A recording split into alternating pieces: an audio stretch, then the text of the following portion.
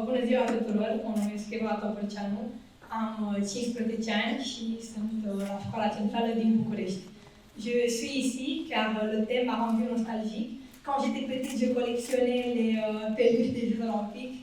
Et je trouve que le sport est très important, j'ai pratiqué pas mal non plus. Eh bien, l'art oratoire est essentiel dans la vie quotidienne. Bonjour, je m'appelle Luca Benoinescu, sunt elev la Școala Centrală din București și sunt foarte onorat să fiu aici. Je suis ici parce que le sport est et sera toujours une de mes activités préférées et aussi pour des milliards d'autres personnes dans le monde entier. Le débattre aujourd'hui avec mes collègues est une très grande honneur pour moi.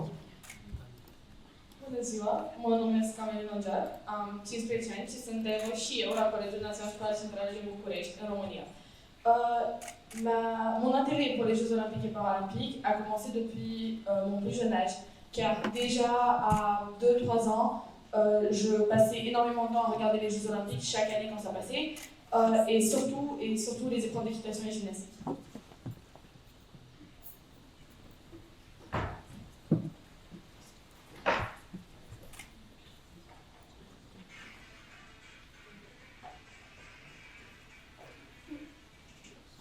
Merhaba, bonjour à tous, bienvenue ou revenu à la 12e épisode du podcast.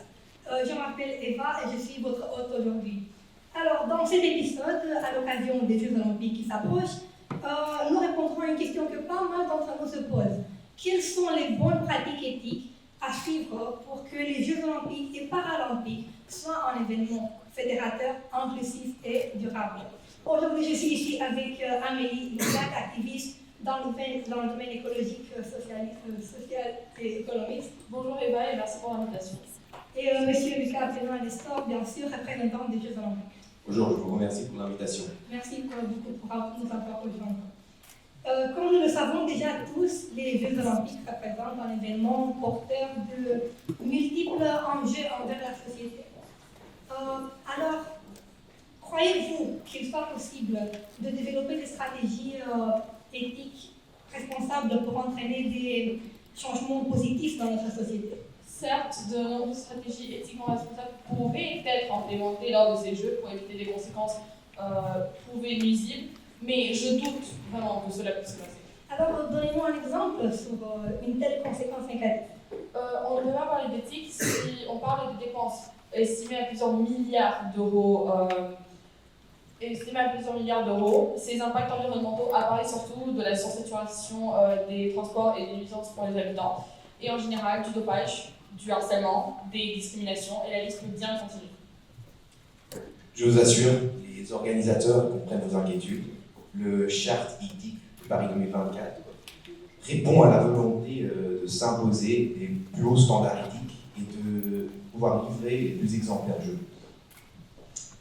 Je suis d'accord, exactement. Alors, par exemple, si on prend l'aspect inclusif, quelles pourraient être les améliorations dans ce domaine? Et concrètement, Paris 2024 protège ses membres, ses volontaires bénévoles contre toute forme de discrimination? Évidemment, les Jeux représentent une forme de cohésion sociale et ils réfusent toute forme de harcèlement, de pratiques attentatoires et d'abus contre leurs partenaires et aux personnes en général. Pour Pierre de Coubertin, le réinventeur des Jeux Olympiques dans l'ère moderne en 1894, le sport était une manière de œuvrer à l'édification d'une société plus juste, plus inclusive, plus paritaire même. Cette parité se reflète dans les Jeux de Paris 2024, dans lesquels il y aura 10 500 de sportifs, dont 5 250 de hommes et 5 500 de femmes. Et on croit les organisateurs. Ces Jeux seront aussi un levier fort pour promouvoir la pratique sportive des personnes en situation de handicap. Mais est-ce qu'ils respectent vraiment l'éthique inclusive? Je conteste le vote inclusif et l'émancipation des Jeux paralympiques. Alors qu'ils prétendent défendre l'égalité et la dignité des personnes en situation de handicap, ils sont quand même critiqués pour privilégier le spectacle. Aujourd'hui, les Jeux paralympiques sont le 3e plus grand événement sportif au monde en termes de vente de billets. un spectacle si vous voulez, mais pas dans ce sens. Tout d'abord, les Jeux paralympiques se proposent à faire découvrir et sensibiliser le monde entier au parasport. Ils promeuvent l'inclusion et l'insertion sociale. Effectivement, ils valorisent et valident tous les êtres humains pour que chacun bénéficie et simplement a les mêmes droits, les mêmes opportunités et le même accès. Enfin, ils contribuent à une plus grande visibilité et une plus grande accessibilité des personnes handicapées aux activités physiques et sportives. L'exemple, par exemple, de Amra Sabatini, c'est une sportive, un athlète handicapé qui a dû amputer sa jambe gauche. Et elle a fini par battre des records comme athlète paralympique.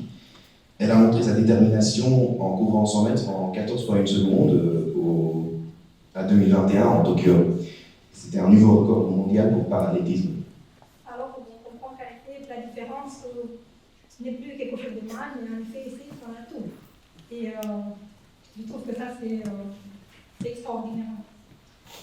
Maintenant, en ce qui concerne la fédération des Jeux, pouvez-vous nous présenter un peu peut-être les bonnes pratiques éthiques à envisager pour que les Jeux olympiques soient un événement fédérateur? Pour moi, les Jeux olympiques sont déjà un événement fédérateur. Parce que, voilà, ils réunissent le monde entier autour des valeurs de l'olympisme. Les acteurs publics, les hôtes, les partenaires, les sportifs et les téléspectateurs. On a déjà la charte éthique de Paris 2024 qui rappelle les principes d'intégrité, de neutralité et de fair play. Mais monsieur, les JO sont souvent entachés pour des controverses politiques, des rivalités nationales et des scandales de dopage, ce qui nuit totalement à leur capacité à unir véritablement les nations. Même comme ça, les Jeux olympiques ont prouvé maintes fois qu'ils transcendent les frontières pour rassembler le monde entier dans un esprit de compétition pacifique. Ça, c'est vraiment vrai. Nous soutenons complètement l'unification dans le monde entier. Aux Jeux olympiques et paralympiques, la religion, l'origine culturelle ou sociale et l'orientation sexuelle n'ont aucune importance. C'est seul le résultat qui compte. Et très souvent, la diversité est même une force, car la complémentarité des profils rend l'équipe meilleure. Oui, mais on ne doit pas oublier les athlètes transgenres qui se sont battus pendant des années pour obtenir leur droit de participer dans leur catégorie. Maintenant que ce droit leur est accordé, d'autres athlètes protestent énormément. Ce cercle vicieux ne semble jamais s'arrêter. En sport, les différences font la différence. Il est essentiel que tous le comprennent. Les Jeux sont la meilleure incarnation des pouvoirs du sport parce qu'ils font rayonner les valeurs éthiques du partage, de l'inclusion, de la paix et de la solidarité. Très bien dit, monsieur. Parlons maintenant de l'aspect environnemental qui nous concerne de plus en plus aujourd'hui. Comment vont les organisateurs gérer les émissions immenses produites par les Jeux olympiques? Cela va changer par rapport aux 3,5 millions par rapport aux années précédentes. Malgré tous les efforts, les Jeux olympiques restent quand même des événements qui polluent énormément. On insiste naturellement sur la réduction du nombre des spectateurs, au moins de ceux qui viennent de très loin en avion. On peut s'imaginer même un événement uniquement télévisé, mais avec les retransmissions dans les stades locaux à travers le monde. De plus, nous, on a proposé moins de sites construits, moins d'équipements produits, moins de plastique à usage unique utilisé dans les Jeux olympiques. Alors, voilà déjà des solutions plus vertueuses qu'on peut tous emprunter. Consommer moins de ressources dans les Jeux olympiques et en général dans la vie de tous les jours. Et quand même, les JO ne cessent de grandir en taille et en coût. Et nos données montrent que plus un événement est grand, moins il est durable. La tendance au gigantisme encourage une hausse de gaz à effet de serre. De toute évidence, l'empreinte de carbone va être divisée en deux par rapport aux années d'avenir. Et même avec l'engagement de ne pas dépasser, et j'ai les chiffres ici, 1,58 million de tonnes de CO2, cela aura tout de même un effet significatif sur l'environnement. Pour la première fois, un comité d'organisation se fixe une empreinte de carbone cible à respecter. On a déjà des solutions pratiques qu'on a commencé à mettre en œuvre. Un concept sobre des jeux, une restauration du durable, 100% en énergie renouvelable, la plantation des arbres qui absorberont des quantités significatives de CO2. De plus, notre technique innovante AERCM promet de se faire de ce rêve une réalité. Cette pratique éthique, Madame Amélie, c'est anticiper, éviter réduire, compenser et mobiliser. Elle a comme objectif de réduire les émissions du gaz des Jeux Olympiques tout en éduquant tous les participants des JO, sportifs et spectateurs, à l'écologie. Voilà déjà notre méthode, une autre solution éthique pour changer les pratiques et les comportements. Merci beaucoup, monsieur. And now, for our listeners worldwide, the Olympic Games have had an impact on both society and climate, but I believe that this year's edition will brings hope to a better, more ethical future. And at the end of the day, in order to make the Olympics truly ethical, there is still tons of work to get done. But I strongly believe that the Games have a lot of potential. We are committed to delivering a new era of Olympic and Paralympic Games. Games which contribute at their own level to the social, humanitarian, ecological and economic transformation of society. Merci beaucoup pour votre attention. N'hésitez pas à nous contacter avec vos commentaires. Je vous lance maintenant le défi pour l'épisode prochain.